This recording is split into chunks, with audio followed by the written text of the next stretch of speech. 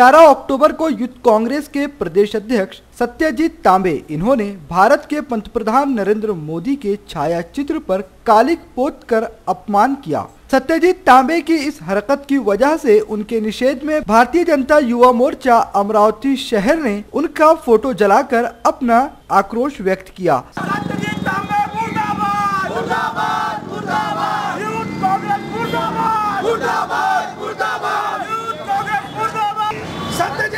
मुर्दाबाद मुर्दाबाद मुर्दाबाद सत्यजीत तांबे मुर्दाबाद मुर्दाबाद मुर्दाबाद यूथ कांग्रेस मुर्दाबाद मुर्दाबाद मुर्दाबाद यूथ कांग्रेस मुर्दाबाद मुर्दाबाद मुर्दाबाद भारतीय जनता युवा मोर्चा।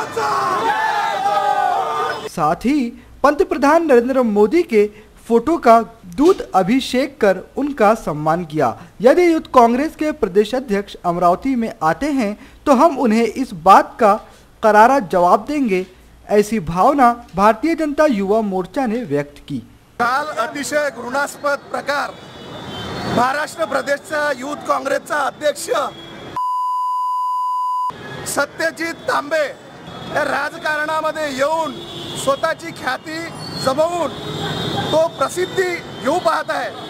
या देशाचे, या सार्वभौम भारताचे पंतप्रधान माननीय नरेंद्रभाई मोदी, ज्यांनी देश विदेशामध्ये देशाचं नाव उंचावलेलं आहे, ज्यांनी भारताला जागतिक पातळीवर ओळख निर्माण करून दिली आहे, अशा देवरूपी नरेंद्र मोदींचा प्रतिमेला, त्यांच्या फोटोला त्यांनी कडिमा फासलेली आहे, त्यांनी काळं फासलेलं आहे। आम्ही भारतीय जनता युवा मोर्चा अमरावती शहर, भारतीय जनता युवा मोर्चा महाराष्ट्र प्रदेश तर्फे त्या सत्यजीत तांबेचा जाहीर निषेध करतो। इसके साथ ही भारतीय जनता युवा मोर्चा के प्रदेश अध्यक्ष विधायक योगेश अन्ना टिड़ेकर इनके आदेश से संपूर्ण राज्य में सत्यजीत तांबे का भारतीय जनता युवा मोर्चा की तरफ से जाहिर निषेध व्यक्त किया गया। कुछ महीने पहले सत्यजीत तांबे को शराब पीकर गाड़ी चलाने के लिए 5,000 रुपए का दंड भी भरना पड़ा था और ऐसे इंसान को महाराष्ट्र प्रदेश कांग्रेस युवक का अध्यक्ष बनाए जाने से कांग्रेस की संस्कृति साफ नजर आती है। ऐसी प्रतिक्रिया भारतीय जनता युवा मोर्चा के प्रदेश सचिव बादल कुलकर्णी, अमरावती शहर अध्यक्ष विवेक कलोथी, नगर सेवक प्रणीत सोनी, अजय सारस्कर, शुभम पांडरे, शुभम वैष्णव, निखिल भटकर, देवेंद्र देशमुख के साथ सैकड़ों कार्यकर्ताओं ने व्यक्त की। पूरे राज्य भर में गुटखा बंदी लागू की गई है, लेकिन फिर भी अवैध गुटखा कारोबारी बड़े ही जोरों शोर से अपना कारोबार चला रहे हैं। उन पर कार्रवाई भी की जा रही है और तंबाकू व गुटखा जैसे पदार्थ जब्ती की मुहिम भी शुरू है। इसी के चलते पिछले 5 वर्षों में जब्त किए हुए गुटखों को अन्न व औषधि विभाग के गोडाउनों में जमा किया गया था, लेकिन अब जब्त किए हुए गुटखों को आग लगाकर जलाने का काम 10 अक्टूबर बुधवार से शुरू किया गया। पिछले 4 दिनों में जब्त किया हुआ लगभग 2 करोड़ 50 लाख के करीब का गुटखा जला दिया गया है।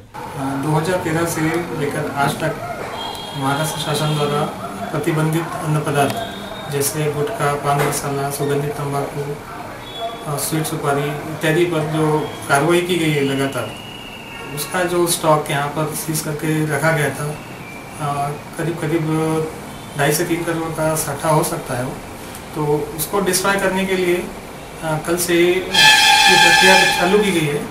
इसमें कल कुल 66 टक्कर में 75 लाख का जो प्रतिबंधित अन्न पदार्थ था वो डिस्ट्रॉय किया गया है और आज सुबह से कार्रवाई करते हुए करीब 26 लाख के आसपास का जो प्रतिबंधित साठा था वो नष्ट करने की प्रक्रिया हुई है।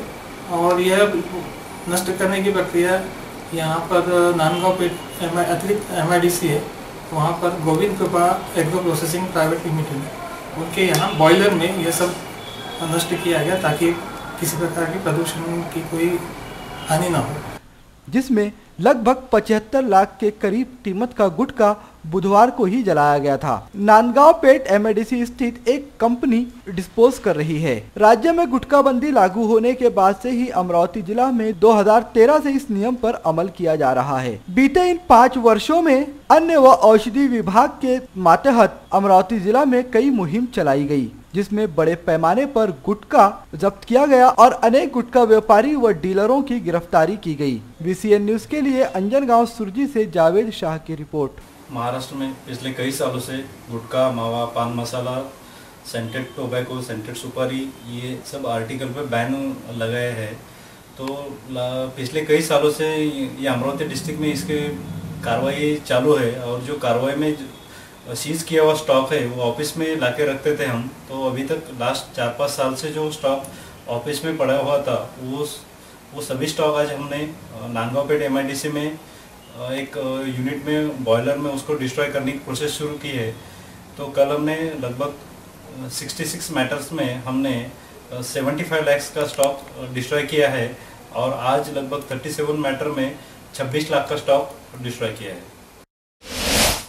जिला अधिकारी कार्यालय की आपत्ति व्यवस्थापन टीम और AMC की अग्निशमन विभाग की टीम के संयुक्त उद्यम के तौर पर किसी तरह की आपातकालीन घटना घट जाने पर या फिर किसी जगह पर आग लग जाने या फिर अगर किसी जगह पर कोई भगदड़ मच जाए और बड़ी ऊंचाई पर लोग जख्मी होकर फंस जाएं, वो खुद नीचे आने में सक्षम ना हो, तो इन हालात में किस तरह से काम किया जाए और किस तरह से रेस्क्यू करके हालात को काबू पाया जाए और किस तरीके से जख्मियों व घायलों की मदद की जाए, इन सारी दुविधाओं से एक वक्त में किस तरह से निपटा जाए, इसकी तैयारियों को लेकर अग्निशमन अधिकारी भरत सिंह चौहान के नेतृत्व में एक नियोजित रेस्क्यू ऑपरेशन चलाया गया, जिसमें महानगर पालिका के अग्निशमन विभाग और जिला अधिकारी कार्यालय की रेस्क्यू टीम की तैयारियों का जायजा लिया गया।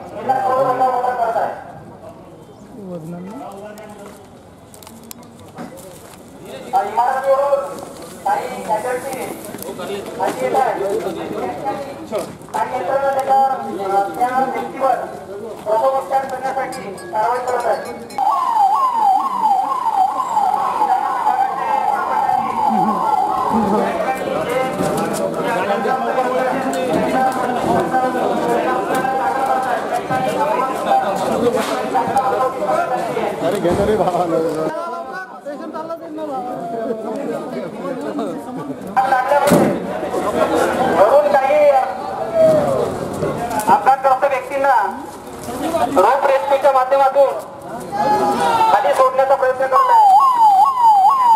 इसमें ऊंचाई पर रस्सी के जरिए किसी गंभीर अवस्था में जख्मी व्यक्ति को किस तरीके से स्ट्रेचर के जरिए नीचे लाकर उन्हें प्राथमिक उपचार मुहैया कराया जाए, ये सारी तैयारियां भी की गई। और अगर कहीं ऊंचाई पर आग लग जाए तो कम से कम नुकसान में किस तरह उस आग पर काबू पाया जाए, यह सारी तैयारी 12 अक्टूबर 2018 को अमरावती शहर के अग्नि मिशन कार्यालय में की गई।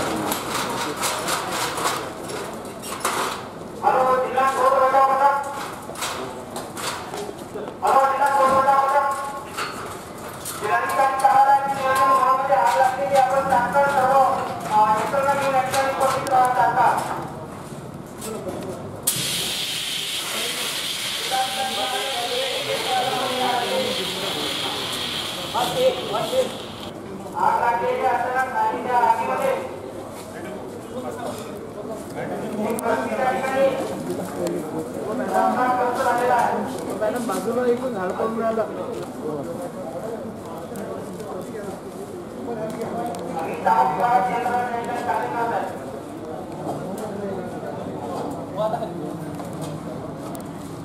आतमध्ये शिंदे झोपवला।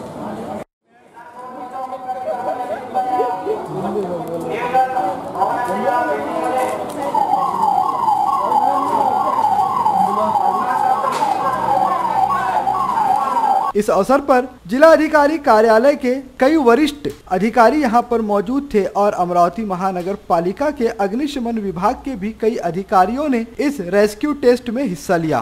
हम सभी फायर ब्रिगेड की रेस्क्यू टीम आज यहाँ जिलाधिकारी कार्यालय में हाजिर हुए और यहाँ पर जैसा कि 9 नवंबर से 13 नवंबर तक जो जागतिक आपत्ति व्यवस्थापन सप्ताह मनाया जाता है, उसके अंदर हम लोग ऐसे मुसीबत के समय, आपत्ति के समय लोगों को किस तरह बचाया जाए, मुश्किल में फंसे लोग जो जख्मी हो गए या ऐसा कहीं बम ब्लास्टिंग वगैरह ऐसी कोई घटना घटती है तो ऐसे जगह से रेस्क्यू करके लोगों की जान कैसे बचाया जाए, इसका हमने एक प्रात्यक्षिक यहाँ दिया। इस मौके पर जिलाधिकारी कार्यालय की आपत्ति व्यवस्थापन टीम और महानगर पालिका अग्निशमन विभाग की आपातकालीन टीम, ये दोनों टीमों के संयुक्त उपक्रम से हमने यहाँ आज एक डेमो दिया है। Bureau report, VCN news. 11 अक्टूबर 2018 रात लगभग 10 बजे नई बस्ती बडनेरा के झंझाड़ नगर में बजरंग अखाड़ा व्यायाम शाला में व्यायाम करने वाले सोनल वहाने, अकरम देशमुख, अनिल चौधरी, इन लोगों के बीच कुछ मामूली बातों पर कहासुनी हुई। इसके बाद अखाड़े से बाहर निकलकर आजाद चौक पर अकरम देशमुख ने सोनल वहाने और अनिल चौधरी के साथ झगड़ा किया। उनकी कहासुनी हुई और बात गाली गलौज से हाथापाई तक पहुंची। इसके बाद फरियादी सोनल वहाने व अनिल चौधरी ने बडनेरा पुलिस स्टेशन पहुंचकर अकरम देशमुख के खिलाफ प्राथमिकी दर्ज कराई। बडनेरा पुलिस स्टेशन में IPC की धारा 294, 506/2, 323 व 34 के तहत मामला दर्ज किया गया। लेकिन यह मामला दर्ज होते ही जब पुलिस अकरम को पुलिस स्टेशन लेकर के आई तो दोनों ही तरफ के युवकों ने पुलिस स्टेशन के सामने भारी भीड़ कर दी और एक दूसरे को अपशब्द कहने लगे। थोड़ी देर के लिए ही सही, लेकिन स्थिति गंभीर होने लगी। बडनेरा पुलिस की संवेदनशीलता के चलते किसी तरह मामले को तूल पकड़ने से रोका गया, क्योंकि त्योहारों के इस मौसम में अगर 100 से 150 की तादाद में दो अलग अलग संप्रदाय के लड़के आमने सामने हो जाएं, तो फिर चिंगारी को आग बनते देर नहीं लगती। लेकिन PSI शरद कुलकर्णी व SI गणेश आहिरे, बडनेरा पुलिस स्टेशन के कर्मचारियों ने किसी तरह भीड़ को काबू कर युवकों को समझा बुझाकर उनके घर पर भेज दिया और मामले को शांत कर दिया। आज 11 तारीख रात को 10 बजे के टाइम पे एक बजरंग अखाड़ा बोल के झंझारपुरा में एक व्यायामशाला है, वहाँ पे सोनल वहाने और अकरम देशमुख और अनिल चौधरी ऐसे व्यायाम कर रहे थे। लेकिन जो अकरम देशमुख है, इसने बोला कि वो जो ये रहता वजन वो उठा के मेरे इसमें डाल दे, ऐसा बोलने से वो छोकरे ने उसका सुना नहीं, उसको गुस्सा आया। व्यायाम करके सोनल वहाने बाहर आ गए तो आजाद चौक में ये जो दो छोकरे अकरम देशमुख और अनिल चौधरी, इन्होंने उसको रोका, तेरे कितने लोग हैं ऐसा उसको बोल के दमबाजी किया और हाथापाई से मारहानी की उसको। उसके बारे में वो छोकरा और वो जो व्यायाम स्कूल के छोकरे हैं वो पुलिस थाने में आ गए और उन्होंने कंप्लेंट दी है। वो कंप्लेंट के हिसाब से अपराध नंबर 557/18 IPC 254, 562, 323, 34 प्रमाण गुना दाखिल कर दिया है और जो आरोपी है गुनेगा उसको थाने में हमने लाके पर बिठा दिया है। लेकिन ये जो घटना घड़ी, ये घटना छोटी घटना थी, लेकिन जो मुआवा अपना जो हिंदू मुस्लिम का तनावपूर्ण वातावरण 5-10 मिनट रहा। लेकिन हमने मैं और मेरे स्टाफ ने जो हिंदू के लिए उनको भी समझा के बताया, जो मुस्लिम के आए उनको भी समझा के बताया, ये कुछ नहीं, ये बच्चों की शरारत है, बच्चों का जो बड़े लोगों ने कुछ करना नहीं, जो समझा के बता के लोगों को घर पे भेज दिया है और बड़ा हादसा होने से टल गया है। Bureau report, VCN news. Vijayadashami के अवसर पर रावण दहन की परंपरा भारत देश में काफी पुरानी रही है। हर साल विजयदशमी के दौरान कई संगठनों की ओर से रावण दहन का कार्यक्रम आयोजित किया जाता है, लेकिन राष्ट्रीय अनुसूचित जमाती सांस्कृतिक बचाव संघर्ष समिति की ओर से 12 अक्टूबर 2018 को जिला अधिकारी अभिजीत बांगर के कार्यालय पर पहुंचकर उन्हें एक ज्ञापन सौंपा गया। इस ज्ञापन में मांग की गई थी कि शहर के अलग अलग जगहों पर होने वाले रावण दहनों पर रोक लगाई जाए, क्योंकि एक महापुरुष का अपमान है। आदिवासी संगठनों का कहना है कि आदिवासी समाज में रावण की पूजा की जाती है और किसी और समाज की ओर से इस तरह रावण का दहन यह आदिवासी समाज की भावनाओं को ठेस पहुंचाने जैसा है। इस बाबत पिछले साल भी जिला अधिकारी को ज्ञापन सौंपा गया था और रावण दहन पर रोक लगाने की मांग की गई थी, लेकिन ऐसी कोई कार्रवाई नहीं की गई। इस दौरान अपना ज्ञापन देते वक्त आदिवासी समाज के कार्यकर्ताओं ने कहा, और पिछली बार की हमारी मांग पर कार्रवाई क्यों नहीं की गई, यह सारे सवालों के जवाब हम जिला अधिकारी से मांगेंगे, क्योंकि आदिवासी समाज के किसी महापुरुष को इस तरह से सरेआम जलाना यह आदिवासी समाज की भावनाओं के खिलाफ है। इस तरह के वक्तव्य आदिवासी समाज की महिला कार्यकर्ताओं ने मीडिया से बात करते हुए कहे। यावर्षीला जर आपल्या अमरावती शहरामध्ये जी कोणी संस्था असेल त्या संस्थेचे पदाधिकारी जर रावण दहन करत असेल त्या सर्व कार्यकर्त्यांवर आम्ही साडीचोळीचा आणि साडीचोळी नेसून त्यांचा निषेध करणार आहोत। त्याचप्रमाणे बडनेरा येथील सावतामाळी जी संघटना आहे ते सुद्धा दरवर्षीला रावण दहन करते। यावर्षीला असा प्रकार घडू नये म्हणून आम्ही माननीय जिल्हाधिकारी आणि माननीय आयुक्त साहेब यांना आमचे निवेदनाचे पत्र सर्व आदिवासी समाजातर्फे देत आहोत। हे निषेधाच्या पत्रासोबतच मागच्या वर्षीला जे दहन झालं होतं त्याची प्रतिक्रिया म्हणून आम्ही सुद्धा हे पत्र पुनश्च त्यांना पत्र देत आहोत की त्या पत्रावर आपण काय केलं, त्या पत्रावर अद्याप कारवाई केली नाही। म्हणून ज्या महापुरुषांचे पुतळे जळून भ्रष्ट करतात अशी कुठेही कृत्य आपल्या कायद्यामध्ये नाही आहे। तरी हे जे असे जे लोक कर्मठ विचाराचे जे लोक आहेत त्या लोकांना सबक मिळण्याकरता शासनाच्या दरबारी आम्ही न्याय मागण्यासाठी जाणार आहोत।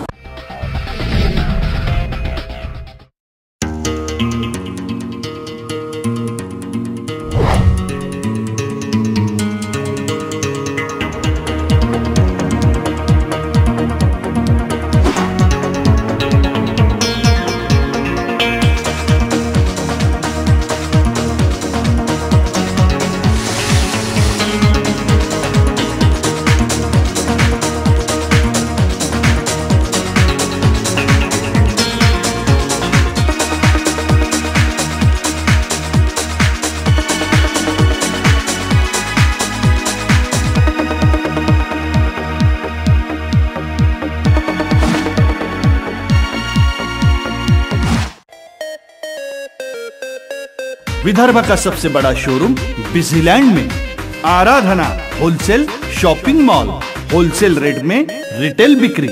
आराधना संपूर्ण लग्न बस्ता, बनारसी शालू, डिजाइनर साड्या, घाघरा ओढ़नी, salwar suit, dress material, readymade coat, suiting shirting, teenage wear, kids wear, fashion jewellery, lifestyle, shoes व sandal, home decor, matching. Lane number L2, shop number 43 to 48, Busyland complex, Nandgaon Peth, Amravati. Aradhana wholesale shopping mall, wholesale rate में चिल्लर बिक्री। मुलाला शहर के Malkapur road स्थित Reliance petrol pump पर ग्राहकों ने पेट्रोल भरने पर पेट्रोल में पानी आने की बात ध्यान में आते ही उन्होंने जानकारी शहर के पत्रकार जितेंद्र कायस्थ सहित कुछ पत्रकारों को दी। उपरोक्त समाचार संकलन के लिए पत्रकार जितेंद्र कायस्थ ने कैमरामैन तथा लड़के को रिलायंस पेट्रोल पंप पर वीडियो फुटेज के लिए रवाना किया। दोनों पंप पर पहुंचे शूटिंग कर रहे थे कि आरोपी पंप चालक नितिन साहू जी और कर्मचारियों ने दोनों को शूटिंग करने से मना किया और गाली गलौज कर मारपीट की और कुछ ही समय में जितने पत्रकार पेट्रोल पंप पर समाचार संकलन के लिए पहुंचे थे उन्हें भी आरोपी नितिन साहू जी सहित कर्मचारियों ने मारपीट की और अश्लील गाली गलौज की। इस संदर्भ में जितेंद्र कायस्थ ने बुल्ढाना शहर पुलिस थाने में शिकायत दी। तब पुलिस ने नितिन साहू जी सहित कर्मचारियों पर विविध धाराओं के तहत अपराध दर्ज किया। बुल्ढाना पुलिस ने राजकीय दबाव के तहत लोकशाही के चौथे आधार स्तंभ को दबाते हुए चित्र माफिया का बचाव करते हुए पत्रकार जितेंद्र कायस्थ पर भी अपराध दर्ज किया। आरोप करणं, पत्रकारितांविरोधात पोलीस स्टेशनला कंप्लेंट करणं असे प्रकार सातत्याने वाढत असताना काल जो रिलायन्स पेट्रोल पंपावर जितू कायस्थ नावाच्या पत्रकाराला मारहाण करण्याचा आणि त्याच्या कॅमेरामॅनला जो मारहाण करण्याचा प्रकार घडला, मराठी पत्रकार परिषद त्याचा तीव्र निषेध व्यक्त करत आहे आणि पत्रकार संरक्षण कायद्याअंतर्गत जिल्हा प्रशासनाने आणि पोलीस प्रशासनाने त्यावर तातडीने कारवाई करावी अशी मागणी करतो। एक और समाचार संकलन के लिए गए पत्रकारों को मारा पीटा गया और दूसरी ओर उनकी कोई जांच न कर इन पर भी अपराध दर्ज किया जाता है। यह बात अत्यंत निंदनीय है। जिले के पत्रकारों ने जिला अधिकारी को ज्ञापन देकर आरोपियों पर कड़ी कार्रवाई करने की मांग की है और पानी मिश्रित पेट्रोल बेचकर ग्राहकों को लूटने वाले रिलायन्स पेट्रोल पंप का लाइसेंस खारिज करने की मांग की है। वृत्तांकन करण्यासाठी गेलेले आमचे पत्रकार जितेंद्रजी कायस्थ हे त्या ठिकाणी ज्या टँकमध्ये पाणी मिश्रित पेट्रोल वितरित करण्यात येत होतं त्याचं वृत्तांकन करण्यासाठी त्याचं शूटिंग करत होते। म्हणजे फक्त बातमी घेण्यासाठी तिथे गेलेले होते, ते काही गुंडागर्दी करण्यासाठी दादागिरी करण्यासाठी गेलेले नव्हते। मात्र आपलं बिंग फुटेल आणि हा सगळा भ्रष्टाचार बाहेर येईल या भीतीपोटी त्यांनी जितेंद्रजी कायस्थ नंतर त्यांचा एक कॅमेरामन या दोघांवर पेट्रोल पंपच्या लोकांनी जे नितीन सावजी म्हणून कोणी माणूस आहे त्या सावजीने त्यांना मारहाण केली। हा प्रकार अत्यंत निषेधार्ह आहे, निंदनीय आहे।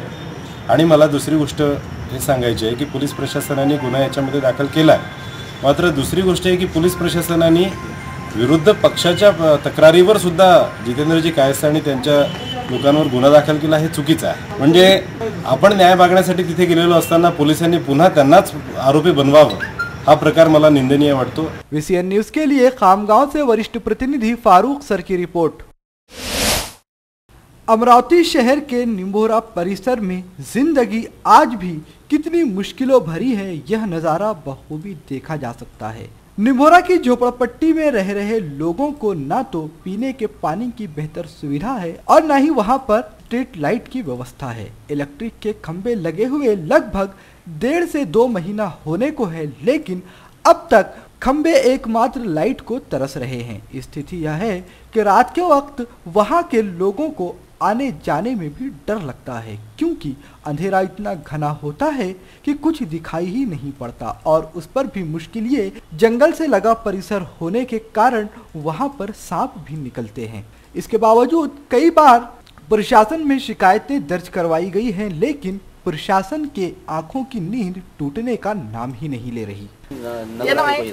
कोणी येते म्हणते हो आम्ही करून देतो, इथं आम्हाला रोड नाही, नाल्या नाही, पाण्याची सोय नाही, काही नाही। लाईट आहे तर एक लाईट तिकडे दिला, तिकडे तोंड करून आम्हाला लाईट नाही पाहिजे का? ती लोक मत देतात आम्ही मत देत नाही का? किती परेशानी आहे आम्हाला मतदान नगरसेवक येऊन पाहत नाही आम्हाला, कोणता नगरसेवक मतदान असते तिथपर्यंत नगरसेवक सगळी गोष्टी म्हणते, मग नंतर पलटूनही नाही पाहत नगरसेवक। जेव्हा त्याला आवश्यकता असते तेव्हा येते, रोड नाही, बरसातीत एवढ्या पाण्यातून जावं लागते। बरसातीमध्ये आमची किती वाक्य होती, मोठे मोठे साप आमच्या घराईनं निघतात, फवारणी नाही येत, काही नाही येत। आमच्या इकडे महानगरपालिकावाले येऊनच नाही पाहत, अजिबात येऊन पाहत नाही, कोणीच येत नाही, पाहत नाही। डेंगूची साथ चालू आहे, सारे लेकर बिमार पडून राहिले। कोणती व्यवस्था नाही मंदिर आहे ते समाज मंदिरात आहे तर प्रत्येक हो आम्ही येतो ना, तुमचं समाज मंदिर बनवून देतो ना, भरून कोणी देत कोणतेच काम आमचे सगळेच येतात, कोणी करून देत नहीं। लगभग 1 महीना पूर्व पानी के नलों के कनेक्शन के लिए वहां पर पाइपलाइन डालने के नाम पर गड्ढे खोदे गए थे, लेकिन अब तक उन गड्ढों को मुछाया नहीं गया है। मुछाया भी कैसे जाए जब उनमें पाइपलाइन बिछाई ही नहीं गई। मुश्किल ये है कि छोटे छोटे बच्चे कई बार खेलते हुए इन नालियों में गिर जाते हैं और रात के वक्त मुसाफिरों को कुछ दिखाई नहीं पड़ता तो वह भी इन नालियों की वजह से कई बार हादसों का शिकार हो रहे हैं। वैसे ही अमरावती महानगर पालिका अपने घटिया सीवरेज सिस्टम के लिए जानी जाती है, लेकिन निम्भोरा परिसर की स्थिति उससे भी ज्यादा गंभीर है। खुली नालियां तो वैसे ही अमरावती महानगर पालिका के ऊपर एक बदनुमा दाग से कम नहीं है, लेकिन निम्भोरा की स्थिति तो यह है कि वहां कच्ची नालियां तक नहीं बनाई गई हैं। निमोरा झोपडपट्टीमध्ये राहतो. इथे समस्या भरपूर आहेत पिण्याच्या पाण्याची आणि जीवन प्राधिकरणाने इथे पाईपलाईनसाठी नाली खोदून ठेवली आहे, परंतु इथे त्या नालीचा उपयोग काहीही झालेला नाही. त्याच्यापासून त्रास इतका आहे की पोरं वगैरे पडतात त्याच्यामध्ये. तर जीवन प्राधिकरण याच्याकडे लक्ष द्यायला पाहिजे, त्याच्यामध्ये पाईप टाकून आम्हाला कनेक्शन द्यायला पाहिजे. तसेच इथे पोलवरती केबल सर्व्हिस पूर्ण टाकलेली आहे, पण त्याचं कनेक्ट करून त्याच्यामध्ये सप्लाय चालू केलेला नाही आहे. आणि दुसरी गोष्ट याच्यावरती स्ट्रीट लाईट पाहिजे, ते स्ट्रीट लाईट समजायला दिलेलं नाही.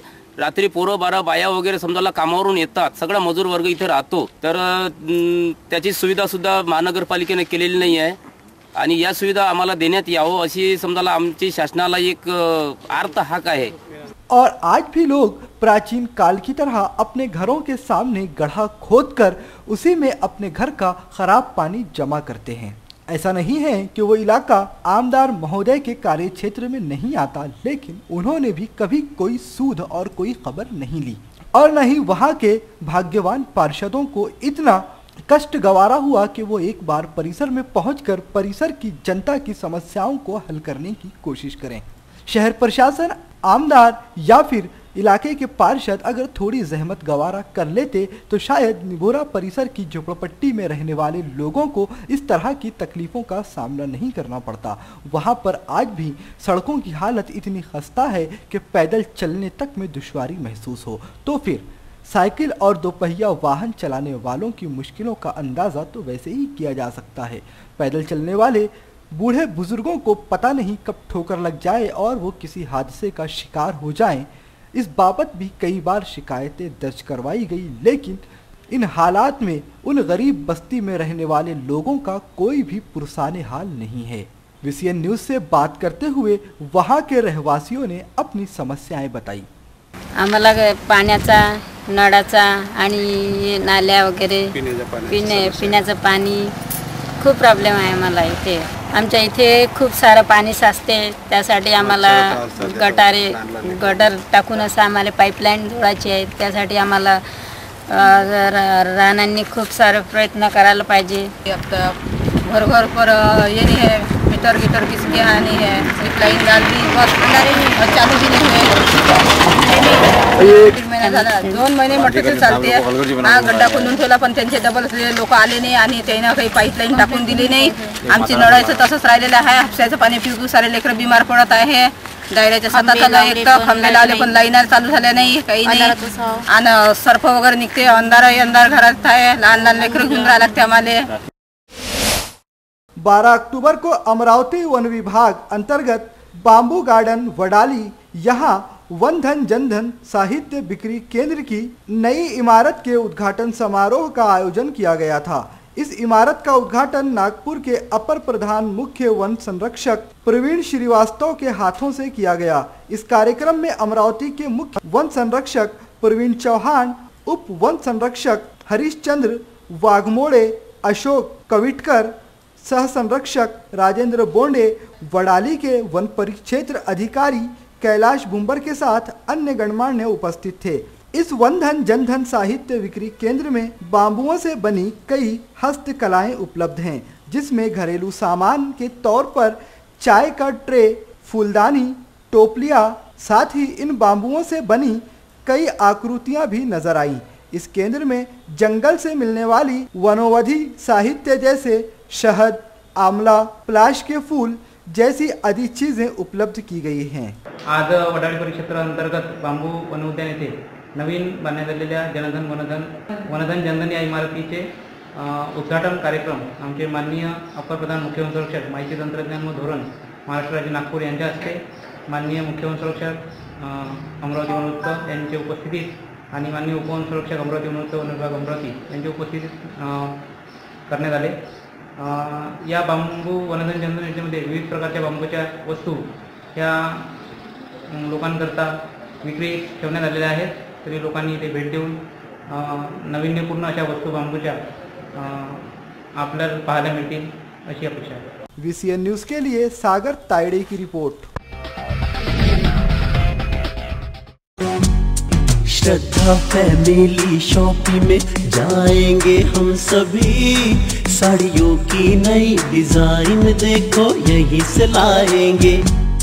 श्रद्धा फैमिली शॉपिंग में जाएंगे हम सभी, लेडीज जेंट्स बच्चों की हर फैशन लाएंगे सभी।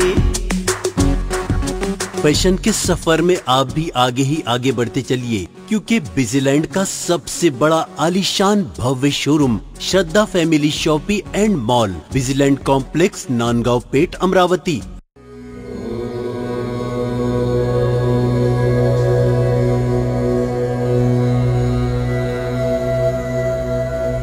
संवाद ज्योतिष्य एवं आध्यात्मिक अनुसंधान केंद्र।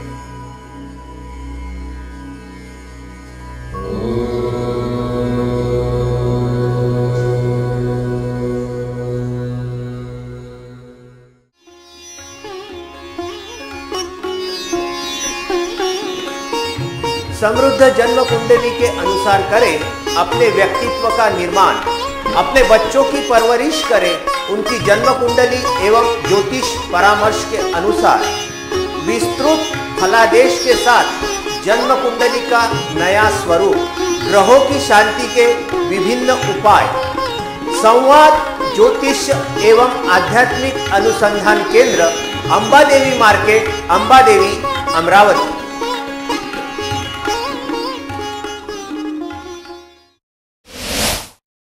अमरावती जिला राष्ट्रवादी युवक कांग्रेस की तरफ से Maharashtra state electricity distribution company के अभियंता को ज्ञापन सौंपा गया। इस ज्ञापन में अमरावती जिला के ग्रामीण विभागों में हमेशा ही लोड शेडिंग शुरू रहने से कृषि पंप धारक किसानों को व नागरिकों को कई तकलीफों का सामना करना पड़ रहा है।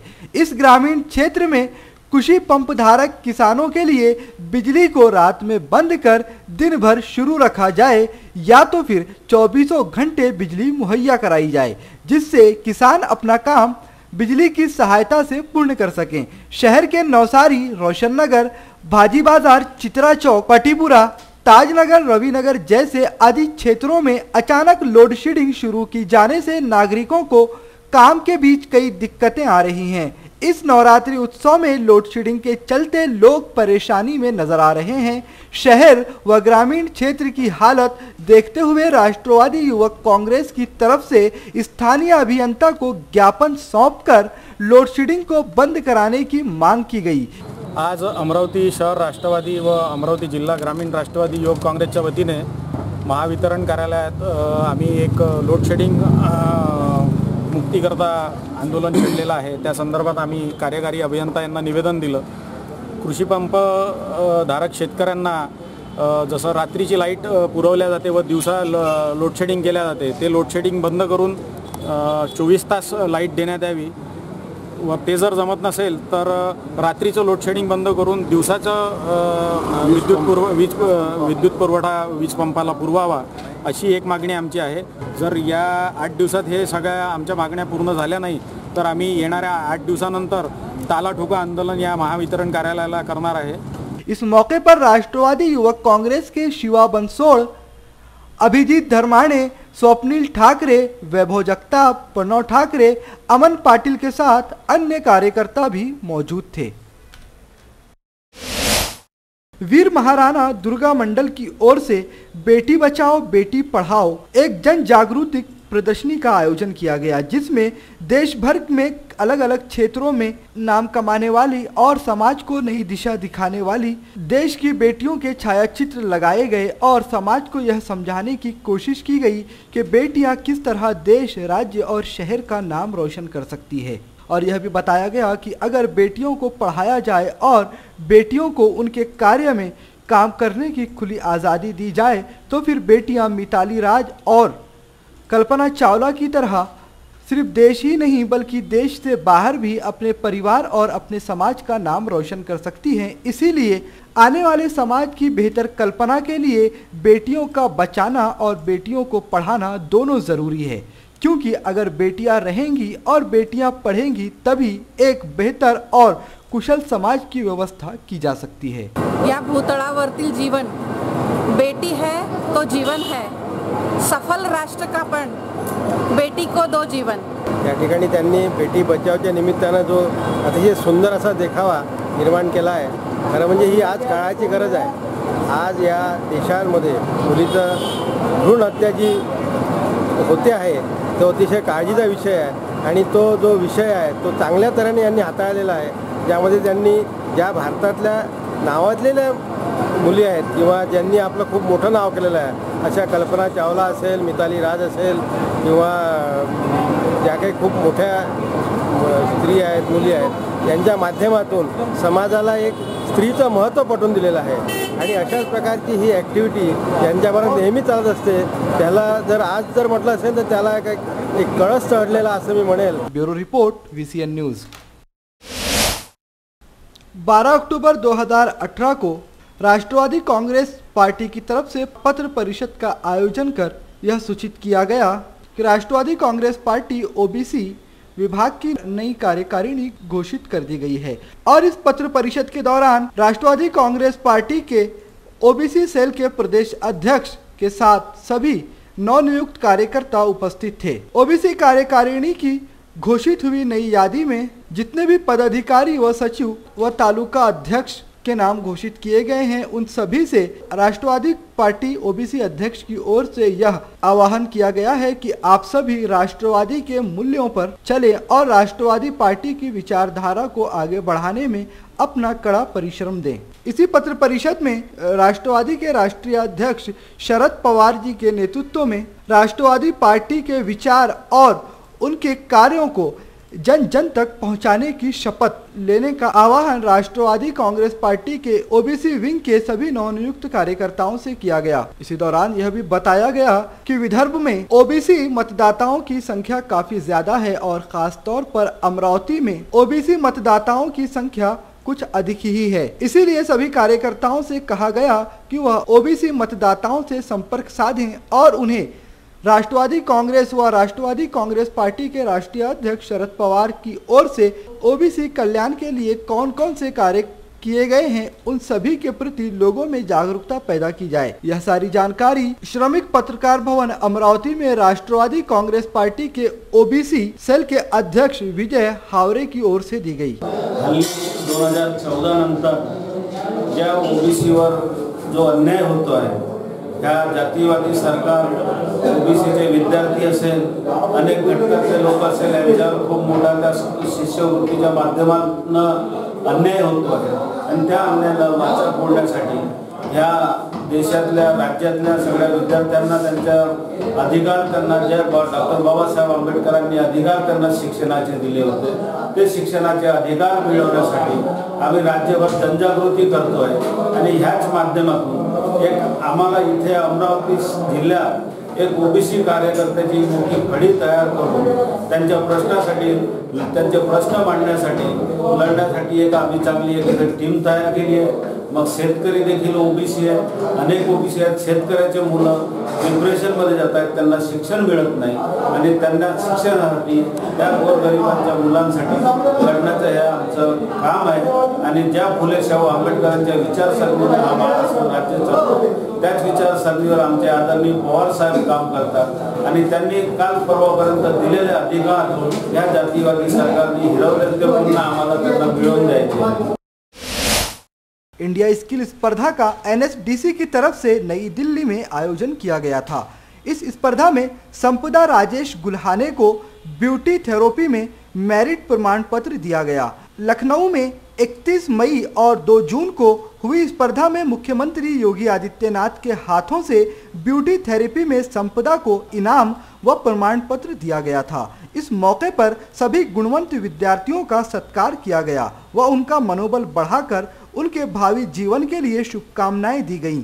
संपदा की सफलता को देखते हुए अमरावती जिला सैनिक समिति की तरफ से आयोजित गुण गौरव कार्यक्रम में संपदा का भव्य सत्कार किया गया। वह मुंबई में पिछले 2 सालों से ब्यूटी थेरेपी का प्रशिक्षण ले रही थी। हाल ही में नई दिल्ली में हुई स्पर्धा में संपदा को सिल्वर मेडल इनाम के तौर पर प्राप्त हुई।